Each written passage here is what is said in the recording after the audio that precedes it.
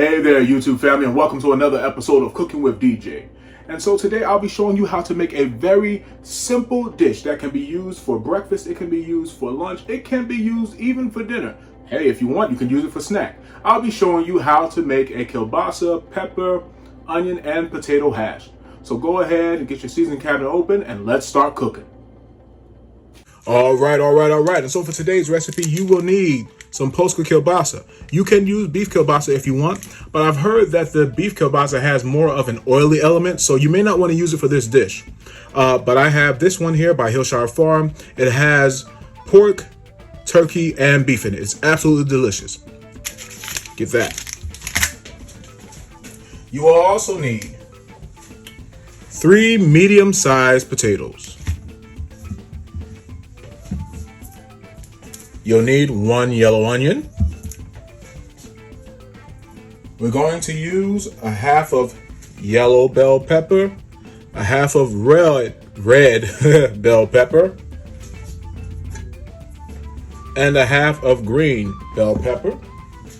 For seasoning, you will be using about a 1/4 teaspoon to a 1/2 teaspoon of ground black pepper. And you will be using about a teaspoon to 2 teaspoons of garlic powder. We're not going to be using salt because this right here, the Hillshire Farm Post-cooked kielbasa, has a lot of sodium in it. So you really don't need salt, not unless you really want to have the extra salt. Hey, to each his own. But now that you know what we need, let's go ahead and get started. Lord have mercy, what is my problem? You are also going to need cast iron skillet, a large one. And you may even need my little friend, the small cast iron skillet. All right, let's go. One more thing, you'll need Crisco. You're gonna need that. Maybe about a 1/4 cup of Crisco. You're gonna fry your stuff up in that. Let's go ahead and get started. I promise you, ain't nothing else that I forgot. So let's go ahead and get started with our prep work. Get that out of the way first. We have our trusty dusty Santoku knife. This is my favorite knife. She has been featured in every video. She has been sharpened many a time. So let's go ahead and get started. Slice and dice this stuff up. We can go ahead and get the frying. Let's get to slicing up our peppers. The thing I love about kielbasa is that it's a rather easy meat to prepare for breakfast or lunch or dinner, whatever you want. Kielbasa and sauerkraut is awesome. I've heard some people do kielbasa with pineapple. I guess it could work. I haven't done it, but hey, to each his own. But what I like to do is saute it, have it with sauerkraut and a little bit of minced garlic. That's my absolute favorite. I love that. And kielbasa is actually already cooked. All you have to do is heat it and eat it. Burn it and eat it, grill it and eat it. It's actually cooked already. I'm going to go ahead and just dice these up rather coarse. I like to see chunks in them. I think it calls for a pretty presentation when it comes to this particular dish. We just cut them up really thick, really coarse, if you will. Yeah, let's do it like that.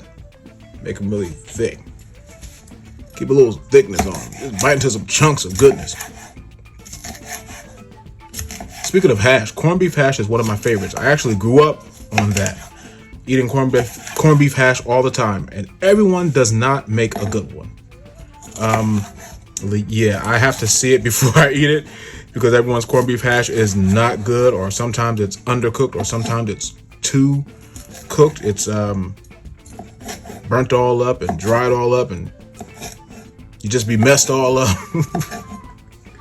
But you like to have a good corned beef hash. This particular hash here is something that's actually really good. It's because it has everything in it. You know what I mean? You have your starch, you have your veggie, you have your protein. It's got everything in there. So you don't have to do too much to prepare it.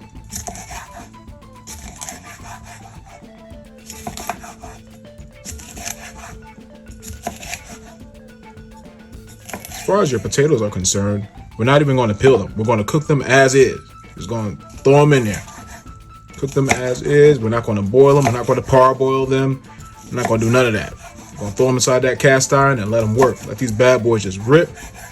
Get this quick meal out the way. Let's go ahead and dig in and enjoy it. You know what I mean? But who wants to wait? So when you are in a urgency to eat, for lack of better words, you know, some people are just urgent to eat. They just gotta eat it. Oh, I'm so famished, I'm about to die. Okay, make this right here. It's real simple. It's easy to make, you know? Cut your onion up. I'll cut this cut, of course, as well. I like to do a slice it in 3 and do just like this. Cut it kind of coarse. And leave it. Leave it alone. Don't go bothering it anymore. Don't cut it. Don't mince it. Unless you want it minced, you know, something like a minced up type of deal. And that's cool. If that's what you like, hey, make it all your own. Do what you do. Make it work for you and your family. Your kids may not like the big chunks. All right, so cut it small. We're gonna make this a real chunky kielbasa hash.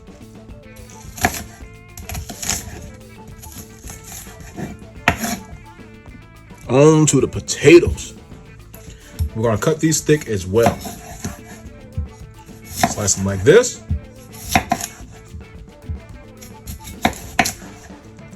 So we're gonna cut them vertically first, and then we'll cut them horizontally, and then vertically again.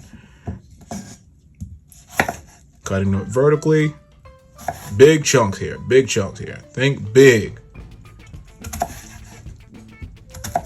There you go. Put that aside.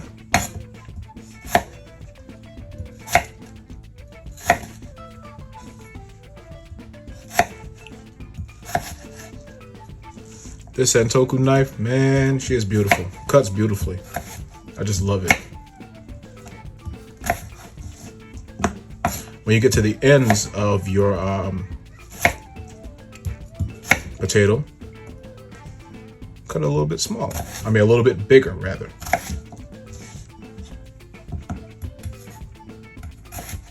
Okay, there we go. Nah, not gonna drop you. Oh no. And I had these potatoes sitting in the kitchen. I'm like, ah, man, I can't let these go to waste. No food wasted in our home. We don't do that. Whatever's in there, cook it up. Don't let it waste. To me, I just feel hurt inside. I just see my money going down the drain. You know, it just hurts me to the heart to see food wasted, you know? So just go ahead and cook it up. Don't waste it. Get those potatoes, get those onions, and go to work. Make something out of it. Make a meal out of what you have. Let's get that little sprout up here. Potatoes will start sprouting after a while if you don't take care of them. They're not rotten. If they get soft, they ain't no good. If they're still firm, you can still do something with them. Still work with it.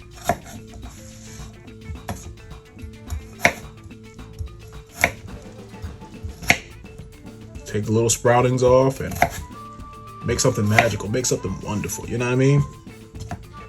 Do what you love doing. Make something beautiful that you would like to eat. Now, if you don't want to eat it, don't make it. Don't make it for nobody else if you can't eat it. If you can't eat it, I don't want it.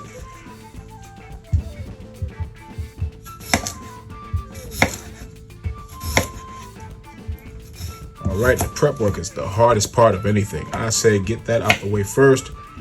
Do that and just, you know, get away with it. I think I'm going to need a deeper skillet, to be honest with you. I think I actually am. Let's go ahead and get us a deeper skillet. Thank God for skillets, man. They're just wonderful. You bake a pie in a skillet, cook a turkey in a skillet. Well, a big enough skillet. Baby turkey. Not a big old turkey, but, you know, a baby one. And just make it do something wonderful. Skillets seem to lock in the flavor of whatever you're trying to make. It just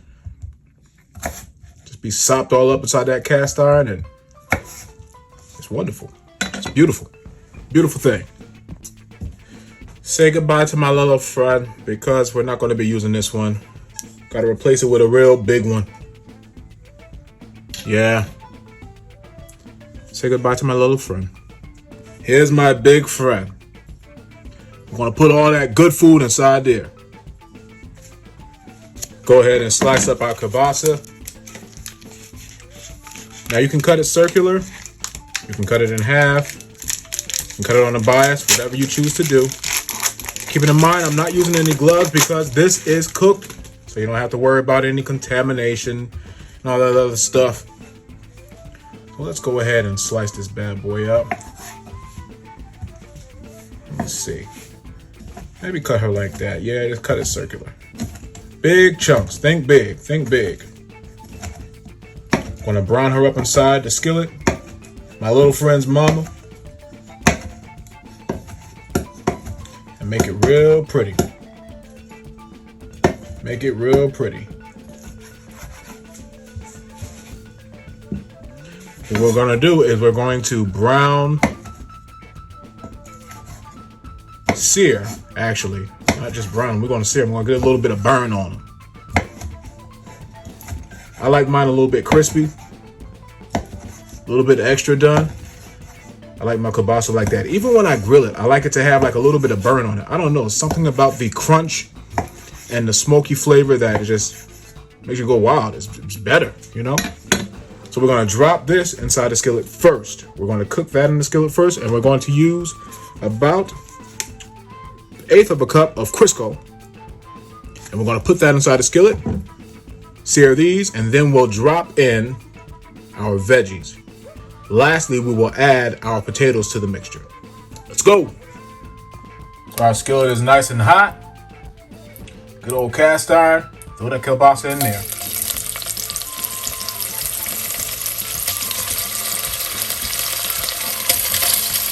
You hear the song of the skillet?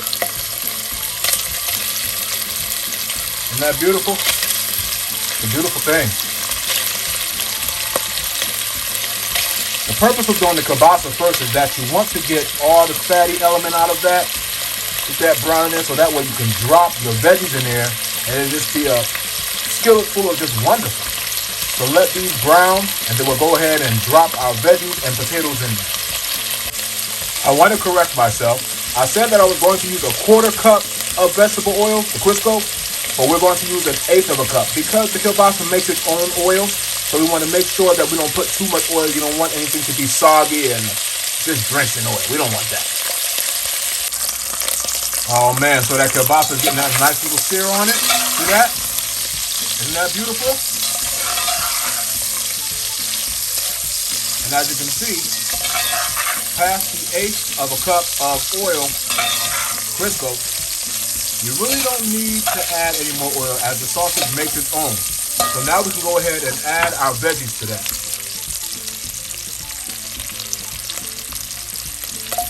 Fry the veggies up in there. All those beautiful colors and peppers. See that?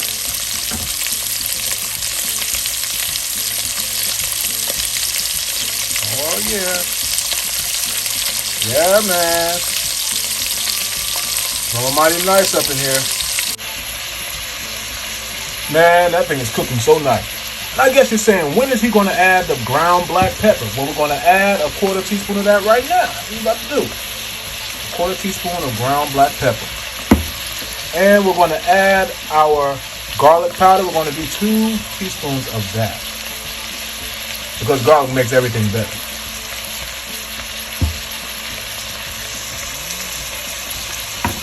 I'm just going to mix that all up in here. Pretty, isn't it? It's pretty good.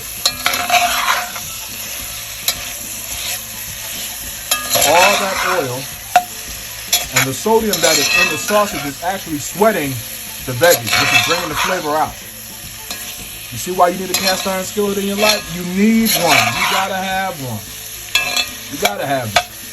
Skillet Chronicles. You gotta have you some cast iron. I wonder why Grandma always cooked in them. Because they lock that flavor in there. They give you that smoke. Give you the family business recipe. Let's see if our peppers are tender enough. You want to cook them just until you can actually cut through them with your utensil.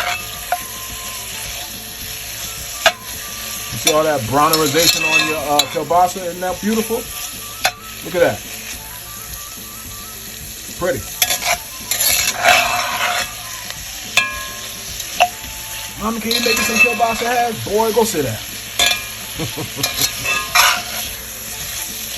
In about a minute or so, we're going to add our potatoes. That's going to be the last thing that we add because you don't want to have a pot full of mush. And the oil is going to cook the potatoes. They're diced small enough that the oil can cook straight through them. Now it's time for the potatoes. Let's drop them in there.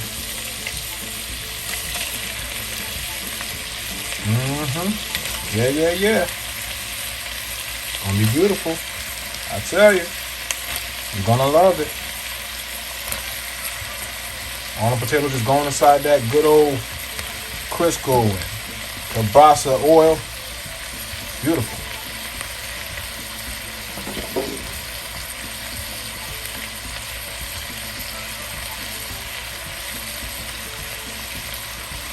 Let's mix this all in like so.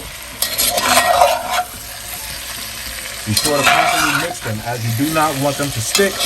You want them to cook, but you don't want them to turn to mush. It's a fried potato. You know what I mean? And it really takes about 15 minutes to prepare the whole meal. It doesn't take that long to prepare. I added the potatoes last because you don't want to have a big old pot of mess, a big old sloppy hash. You don't want that. You want to be able to decipher what's what in your hash. So as that oil's in there, cooking up everything, continue to keep stirring it periodically to make sure that you are not burning anything. You don't want to burn food. Blackened, okay. Burnt, not okay. Not okay. Not okay.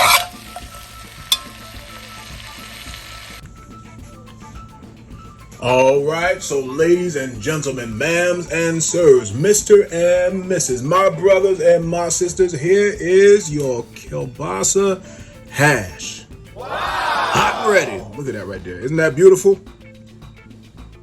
You got your peppers. You got your kielbasa here. Potatoes cooked perfectly. Green bell pepper, red bell pepper, yellow bell pepper. Onion, all sopped up in that one skillet. With the nice crispy edges of the kielbasa. We're going to tear this up. Enjoy. All right. And so our kielbasa hash is officially done. It's absolutely delicious. I promise you're going to love it. The kids going to love it. Grandma and them going to love it. Cousin and them going to love it. Auntie and uncle and them going to love it. They're all going to love this dish because it's so simple and easy to make. Anybody can make it. Hey, you can give it to your 10-year-old. They can make it.